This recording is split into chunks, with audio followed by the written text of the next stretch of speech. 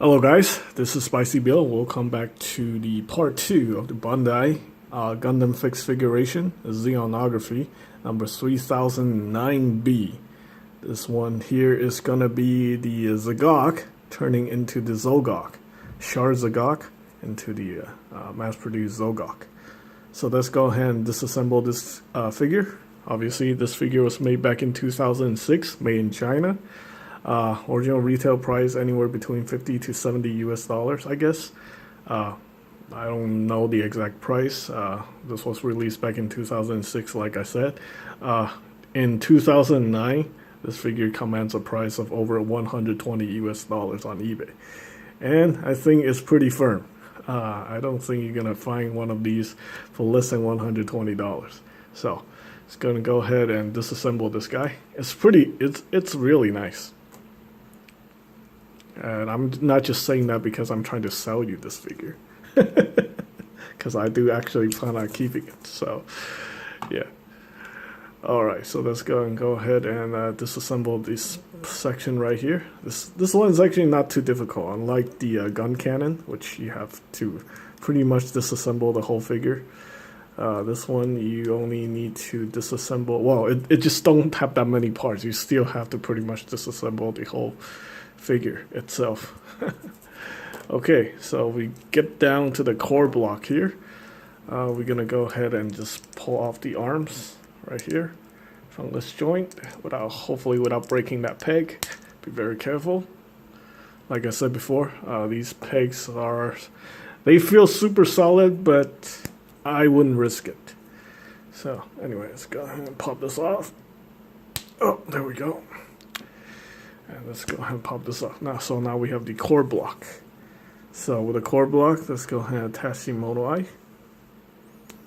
Like that. So again, you want to keep it a little bit loose so you can adjust it. So I'm going to just have it looking to the left or the right. And you want to go ahead and disassemble this section right here. This is very simple, just sandwich the parts together.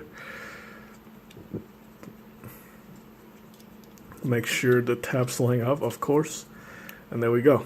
Alright, so unlike the model kit, the high grade universal sentry kit, you can't do anything with these boomerangs or knives that it fires out. So that's a little drawback, but you have the exact same gimmick as the Zogock model kit, the Gunpla. Unfortunately, I don't have my Zogock here to do any kind of comparisons, so that's a little bit unfortunate. I lent it to my friend. They were doing stop motions with the my Gunpla models. Also, just to let you guys know, Gunpla is probably something that it's not the best thing to do stop motion with, because you get loose parts and sometimes the kit will not hold its pose. So I think you're probably better off doing stop motions with Robot Damashi. Probably not even with a Gundam fixed figuration, because sometimes the parts do fall out and the joints are a little bit loose. It's going to lead to a lot of frustration. But if you have the patience, go right ahead. It's not something I would recommend, but if you have the patience, you have the will to do it, then more power to you. Okay, so there we have the waist section. We reused the waist section from the Zogock, I think. Yeah, you do, because yeah, you just do, because you needed this part to attach the ball joint. I'm looking at the instruction, and yeah, that's how it looks like. So anyway, let's go ahead and disassemble this part. This part goes right here. This part goes right here. Just sandwich that section together like that. Okay, and then the torso is almost done. Obviously, you want to attach the backpack. The backpack is very nicely detailed. It's even got color separation. Yeah, I love it when they do like they paint these parts, and when you don't have to do it yourself. Because that's like the thing I hate about building Gunpla. It's like painting in the inside of the thrusters. It's not really something that I actually enjoy doing. Especially you have to do like 10 of them. Back to back to back. It's just very annoying. Okay, so we're gonna go ahead and disassemble the feet. I haven't disassembled the feet yet, so I'm gonna be very gentle. Oh, okay, that was easy. It's the same ball joint, so let's go ahead and pop that. Okay.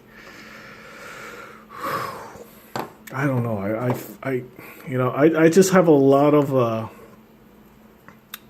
what's that, preconceived notions about these figures because I seen a couple broken ones in the last 2 years or so, and I just feel like something's just gonna go wrong. Okay, so right here, this one here does have some paint issues. You can see right here, that's not very good. I don't know if this is dirt or is paint. It could be just dirt from sitting around for a long time, or it's maybe weathering, because you can see that on the a lot of parts of the figure. It could be like weathering. I think they were trying to do some weathering on the figure, so that's definitely interesting. I don't like my gunpla being weathered because I like the very clean look, but whatever. Okay, and then I just have this, nope, this is not the right one. This is the right one here. There we go. That's simple enough. And let's go ahead and do it to this one here too. And just pop this in, like so.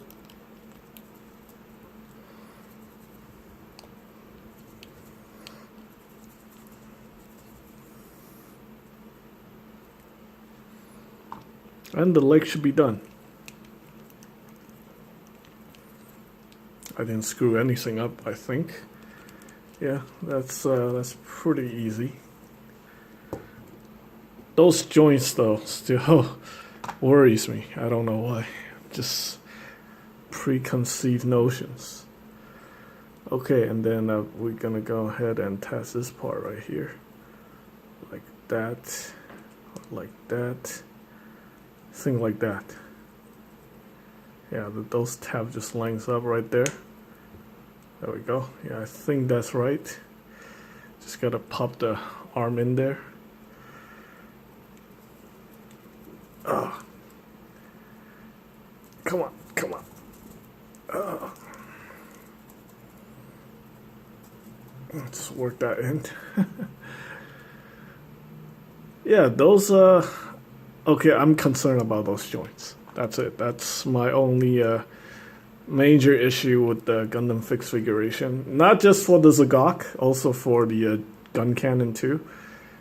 Because I seen them break, so you might want to be very careful with that. Especially if if you were gonna go back and forth with the conversion.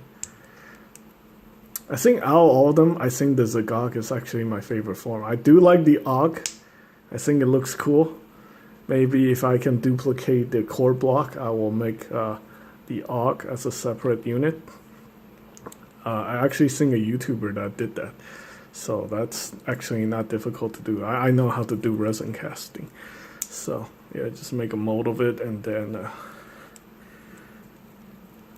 I might have to make something very sturdy for the joints, because yeah, these joints, I don't know, if you make a resin cast version of the joint, they're most likely gonna break, because they cannot hold on to this kind of stress. If you see the amount of force I'm applying onto this joint, it's not as scary. Okay, so yeah, that's still not going in there. You might want to heat it up or something.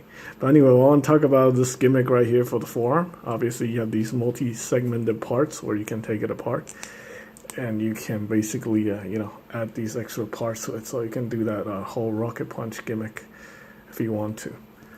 So yeah, you have this part. It goes right here. You get one of these, stick it in here, and then you can extend the arm. Or yeah, the arm to a ridiculous degree, and then you can just like rocket punch another mobile suit. It's kind of silly, but it works. If you watch Gundam Unicorn, I don't know if it actually did that in Gundam Unicorn, but the Gundam Unicorn version has a heat source, so that's actually pretty cool too. Okay, I'm not having any luck getting that ball joint into that socket. I think I do probably have to heat it up because I'm applying a lot of force and it just don't want to go in there, and I don't want to break anything. So there we go. Let's go ahead and just convert this thing back to its normal form. Obviously, I need to get this piece out of here. There we go. Get that over here. And we have two hand options. So we have the closed fist, two of these closed fists, and two of these open hand. No accessories. But yeah. I guess this Zogock is going to rely on either punching people or firing those boomerang thing, knife boomerang that it can really fire. As far as articulation goes, obviously you got a ball joint here for the knee. You just got to work this joint in very nicely. Probably don't do it in when it's like really cold because the plastic is like really rigid. But anyway, the knee, there's another joint right here for the knee section, and the feet is on a ball joint, so you can articulate that. Obviously, you got a waist articulation there. Got a ball joint for the shoulders, which technically you can do everything a ball joint can. And we have each articulated individual segments right here. Ball joint for the this part. And we have another hinge right here in the elbow. So, and then the hand can rotate. It's just a straight peg. And obviously you can adjust the mono eye. Gosh, I need to go buy like a hairdryer so I can like heat these up like in real time or something like that. But anyway, it looks pretty cool. I like it. There's a ball joint that goes into the waist, so you get some waist articulation. It is hindered because of the power cable and this front skirt, so I think you can just do an up crunch on it. That's it. And yeah, well, I expect parts to fall out because it's a Gundam fixed figuration. That's not something you can really avoid. But it looks really cool. It feels very solid. This one I just have issues like forcing the joints into position. So other than that, it's a fantastic looking figure. It's a worth $120. Well, if you're a huge Zeon fan like myself, and if you're into something very unique and different, you want to put I don't know, you want to surprise some people, because I'm actually very surprised right now with this whole entire line. So yeah, might be something you want to consider getting. Other than that, that's pretty much it for this review. I hope you guys find the information helpful. Thanks for watching.